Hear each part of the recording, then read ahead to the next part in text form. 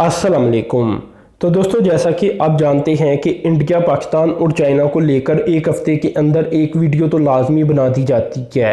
तो दोस्तों, आज की ये वीडियो बड़ी अहम तरीन होने जा रही है और इसमें मैं बहुत सारी नई डेवलपमेंट आपसे शेयर करने जा रहा हूँ। दोस्तों, इसमें जो सबसे पहली डेवलपमेंट मेरे पास आ जाती है वो ये है कि पाकिस्तान, इसी तरह चाइना, इसी तरह नेपाल और इसी तरह अफ़गानिस्तान, इन 4 कंट्रीज़ की जानिब से एक वर्चुअल कॉन्फ्रेंस की गई है कल वाले दिन, और इनके मेरे ख्याल से फॉरेन मिनिस्टर की जानिब से इसमें शिरकत की गई थी।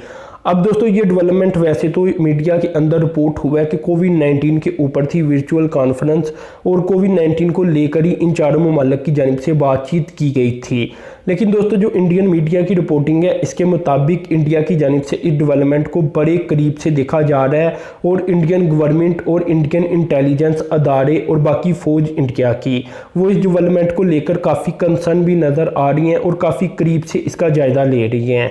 अब दोस्तों, जब इंडियन मीडिया की इस तरह की रिपोर्टिंग सामने आ रही है तो इससे फिर थोड़ा सा शक पड़ता है कि क्या सच में ये जो डेवलपमेंट सामने आई थी कल वाले दिन, वो सच में एक वर्चुअल कॉन्फ्रेंस थी जो कि सिर्फ कोविड-19 के मतलब थी, या इसमें कुछ और भी डिस्कस किया गया था। तो ये काफ़ी अहम तरीन इन्फॉर्मेशन हमारे सामने आई है कि ओवरऑल तो हम देख रहे हैं कि इस खित्ते के अंदर इंडिया अब अकेला रह चुका है। नेपाल पहले ही इंडिया को फैंटी लगा चुका है। इंडिया के लोग पहली बार मेरे ख्याल से बॉर्डर के ऊपर नेपाल की जानिब से मार दिए गए थे। आपको पीछे मैंने एक वीडियो भी बनाकर दी थी। इसी तरह अपने इलाके वापस लेने के लिए रेजोल्यूशन भी इन्होंने पास कर दी, नक्शे भी इन्होंने बना दिए, सब कुछ आप कह लें कि नेपाल की जानिब से कर दिया गया था। इसी तरह ईरान की तरफ से भी आपको पता है कि मुख्तलिफ प्रोजेक्ट के जो कि इंडिया ने फिनेंस करने थे, वहाँ से इंडिया को लात मारकर बाहर निकाल दिया गया। तो वहाँ से भी इंडिया अकेला होता हुआ नज़र आ रहा था हमें। यानी नेपाल और अगर देखा जाए तो ईरान की तरफ से तो इंडिया अकेला हो गया। पीछे जो नई डेवलपमेंट सामने आई थी उसमें बांग्लादेश भी आपको पता है चाइनीज़ साइड की तरफ होता हुआ नज़र आ रहा है। और माजी के अंदर अगर पिछले साल की बात की जाए तो इंडिया का जो सिटीज़न बिल था, इसके ऊपर जो बांग्लादेश के सख्त तरीन एतराज़ात थे, तो इंडिया ने वो दूर नहीं किए, जिसकी वजह से अब नेपाल, अब बांग्लादेश और इंडिया भी दूर होते जा रही हैं, और पाकिस्तान और बांग्लादेश चाइना की मदद से एक दूसरे के करीब होते जा रही हैं। अब दोस्तों, दूसरी डेवलपमेंट बांग्लादेश के मुतल्लिक़ है, इसलिए थोड़ी सी डिटेल मैंने आपसे शेयर कर दी। अब दोस्तों, डेवलपमेंट कुछ इस तरह से आ रही है कि इंडिया के एम्बेसडर ये चाहते थे कि हम हसीना वाजिद से मुलाकात करें, और 4 माह से वो वेटिंग लिस्ट के ऊपर थे। मुख्तलिफ बार इन्होंने कोशिश की कि हमें टाइम दे दिया जाए, हम बांग्लादेश की वज़ीर आज़म से मुलाकात करना चाहती हैं और कुछ ना कुछ वो डिस्कशन करना चाहते थे। लेकिन दोस्तों, पिछले 4 माह से बांग्लादेश की गवर्नमेंट मुसलसल इनकार करती जा रही है और इन्हें मुलाकात का टाइम ही नहीं दे रही। तो ये काफ़ी ज़्यादा अहम तरीन डेवलपमेंट सामने आई है। आपको पता है हालात भी इन 4 माह के अंदर ही चाइना और इंडिया के ख़राब हुए, और इसमें इंडिया के जो एम्बेसडर है उसकी मुलाकात भी नहीं हो सकती, जो आप कह लें कि बांग्लादेश की प्राइम मिनिस्टर है। तो यहाँ ये पता चल रहा है कि कितने हालात ख़राब हो चुके हैं अगर इंडिया और बांग्लादेश को भी लेकर देखा जाए। मैंने आपको माजी में बताया भी था कि इंशाल्लाह बांग्लादेश भी पाकिस्तानी साइड की तरफ आएगा और चाइना का इसमें किरदार होगा। तो खैर, अब वो किरदार सामने आ चुका है। इसमें आप देख सकती हैं कि इंडिया इतना करीब होने के बावजूद बांग्लादेशी प्राइम मिनिस्टर इंडिया के एम्बेसडर को टाइम तक नहीं दे रही। इसके अलावा दोस्तों, अभी हाल ही के अंदर जो प्राइम मिनिस्टर इमरान खान और हसीना वाजिद की आपस में टेलीफोनिक कन्वर्सेशन हुई, इससे मज़ीद आप कह लें कि पाकिस्तान और बांग्लादेश करीब आ गए और इंडिया और बांग्लादेश दूर चले गए। तो ये एक और डेवलपमेंट हुई है हमारे सामने, और इसमें जो मैंने अंदर वाली बात आपको बताई वो काफ़ी अहम थी। इसके बाद दोस्तों, आज जो 2 डेवलपमेंट सामने आई हैं वो काफ़ी ज़्यादा अहम है। एक डेवलपमेंट कुछ इस तरह से है कि इंडियन मीडिया ये दावा कर रहा है कि जो रूस दूसरा S-400 चाइना को देने जा रहा था, वो रूस ने सस्पेंड कर दिया है। अब रूस ये नहीं उसे देगा, और इसकी वजह वो ये बताती हैं कि कुछ जासूसी वगैरह का मामला था।